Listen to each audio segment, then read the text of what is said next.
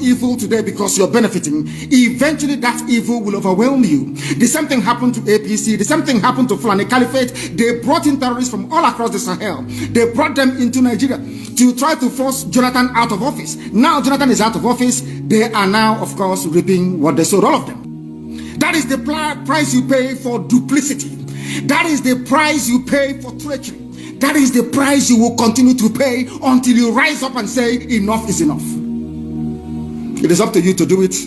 Can you imagine Fulani people telling you, if you remove Fulanis from Yoruba forest, imagine Fulani telling you, if you remove them from your ancestral lands, there will be war, and you are panicking. And you have not asked yourself, why are they not saying something about the East? Why did they not say to Eastern Security Network? Why did they not say to me, if you don't stop evacuating Fulani terrorists from the forest, there will be war? Because they know, they understand psychologically that you don't have what it takes to resist them. Your lives are being taken away from you. Your forests are being occupied. Your mothers are being raped. Your daughters are being abducted. And the whole national government, presidency, is supporting such people. And you're telling me that Nigeria is viably sustainable. Is that what you're telling me? That somehow this contraption is sustainable, it is viable. It can never be.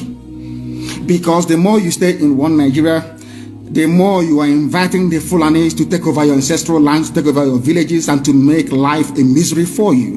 That is the end game. That is the outcome. If you doubt me, go and do a bit of research. Ask yourself, who are the Hausa people? Who are the Nupe people? Who are the Bachama people? All of these people were steamrolled by the Fulani march to the Atlantic Ocean. And now they're in Yoruba land. They're in their forests. They are in their forests. And who is going to drive them away from there? If not the Yoruba youths. Forget about your useless governors. Your elders are very strong. I love Yoruba elders. The way they behave, the way they talk. Very, very strong. They said they support Akeredolu. This is the governor of Ondo State. They support him in what he's doing. People must come out to say that enough is enough. When you travel to the north, do you live in the forest in the north? The Igbo people in Sabongeri in Kanu, are they living in of course it's Hausa land, are they living in the forest? They came to the town, they work very hard, they build houses, they build mansions, they develop the entire place. Is that not what they do? What are Fulani people doing in our forest? Nobody can answer that question. They say that they're pastoralists. World aspiring to be a member of the UN Security Council, where you move cattle from place to place. Are you people well at all? You so-called Nigerians, are you normal in the brain? I'm asking you a simple question. Show me a country that aspires to be in the 21st century, moving cattle from place to place, telling me they're grazing. Which country is that? Please tell me. All of you don't have any shame. When you have people, an entire presidency coming out to defend a very primitive, archaic agricultural practice, then you know you embrace serious mess. You are in one almighty trouble, I'm telling you. People are in a mess. The Holland that you get your pig milk from, do they move cattle from Rotterdam to Amsterdam? I'm asking you a simple question. But they produce the pig milk that you're drinking every blessed day. Why can't Fulani produce pig milk in Sokoto? Why can't they produce carnation milk in Kanu? They have the cattle. Before the white man came, did you see any Fulani in your forest? All these people talking rubbish about movement of cattle and movement of... I'm asking you, before Britain came and handed over Nigeria to Fulani, ask your grandfathers, please, or your grandmothers. Centuries ago, you have to go back to history to understand how Nigeria came into existence. Fulani has been expanding from day one, from Senegambia. All the way from Senegambia, they've been expanding, and now they are in Okigwe. All the way from Senegambia, they are now in Okigwe. You are setting up yourself to become like the Hausa people. Remember when Hausa was supporting Fulani? We are Hausa Fulani, we are Hausa Fulani. Where are the Hausa people today? I ask you. Where are those Hausa people today? Do you see them anymore? They're saying we are Hausa Fulani, we are Hausa Fulani. Do you see them again today? Do you see them? I'm asking you. No, because Fulani have completely overwhelmed them. It's called emasculation. Completely emasculated them. And what is happening right now? I ask you, what is happening now? Fulani have now come out to tell you we are Fulani people. Is that not what they are saying now? They are not telling you we are Fulani. No more Hausa Fulani. What does that tell you? That the Hausa race no longer exists. Do you want the same thing to happen to you? Hausa is gone. It took Fulani very many years before they came out of their shell. Remember before, many years ago, they told you, we are Hausa Fulani. We are Hausa Fulani. Because that time, their subjugation of the Hausa race hasn't been completed. Now they have completed it. Have they not completed it? In the East, they come to the East, I will tell you, oh, you want to be the president or vice? Yeah. They say, give us land for Ruga.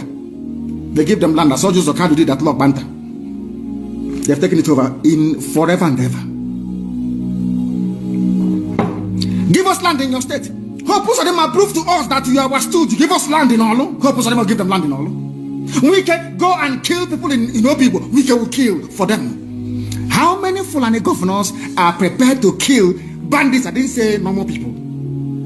I'm talking about armed, dangerous bandits. How many Fulani governors? Go and read your newspapers, you will see it there. Fulani governors are negotiating with them, giving them arms, giving them vehicles, making sure that their life is no longer in misery. But see, they come down to the south. They tell you, give us land for Ruga. Go and kill your people to prove to us that you're one Nigerian. That was why Obioso was talking rubbish. Was talking, was it yesterday or 2 days ago? Supported by the BBC. The problem you people have in Nigeria is this. Your journalists, you see people, Punch newspaper, Tribune, Vanguard, and Nation, they are your second worst enemies. I'm telling you the truth. They can never ever be objective in their reportage. Never, ever, ever. That's why all of you are suffering. But you don't know it. They were the same people used to scuttle the NSAS protest. Of course, some of you went about looking for Indomie in warehouses. Only Fulani stooges can now imagine the East. It took them very many years, nearly 50 years, to accomplish this very simple task of making sure that everybody, be it Ohanese, be it Pandef, be it governor, anybody you're bringing out must come to the north to swear allegiance to the caliphate. All of them. Ban on. Is there any political godfather in the East? There is none. They all go to the north to go and swear allegiance to the Janjaweed. That is why our life is in a mess. That is why they can put someone like Obioso and make him the Ohanese President General. In front of our eyes, in front of Korokoro. And what did they bribe? They gave money to BBC. They gave money to all Zoo newspapers. They started to trumpet Obioso, Apex Group, Apex. You saw them holding their meeting under a canopy. A ton without shame. A whole Ohanese. Under sand, ton canopy. Maybe you saw it. Disgraceful and shameful. Talking rubbish. The man looks like a Janjaweed anyway. Talking nonsense. These are people they have prepared for you to sell you down the drain. By the time the Fulanis are done with you, believe you me, if you don't rise up now to fight for your freedom, by the time Fulanis are done with you, you'll be more useless than a Hausa peasant doing Babiala. In 2014, 2015, 2016, they said he's a warmonger. He's a warmongering. I went to America and I told World Igbo Congress that this war you are avoiding is going to come to your villages. They said, no, it's not going to happen. What is happening today? When Yoruba was supporting the dead idiot called Buhari, did I not warn them that this evil you're supporting will consume you? They never listened. They never wanted to listen. IPOB is a terrorist group. You're trying to divide Nigeria. But Mietiala is not. People that you are calling bandits, have you heard anybody come out to say, please Buhari, since presidency is there defending terrorists in the forest, why don't you proscribe them? No, you cannot proscribe a Fulani group. Never. And all of you, we are supporting evil. When there is the proscribed IPOB, proscribed indigenous people of Biafra.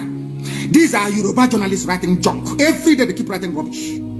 But their land is under siege. In order to ensure that they get into you, they subjugate you. Look at Yoruba land, the Ilorin. Yoruba, how did you lose a Ilorin?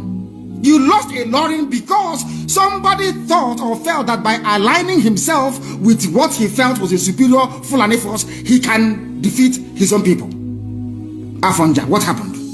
As a result of that miscalculation, the great Yoruba race lost a Ilorin to Fulani Caliphate. That is why in Ilorin you have an emir of Ilorin, not an Oba of Ilorin, answerable to Sokoto. That is where Lai Muhammad comes from. You can see them. Sokoto slaves in Yoruba land.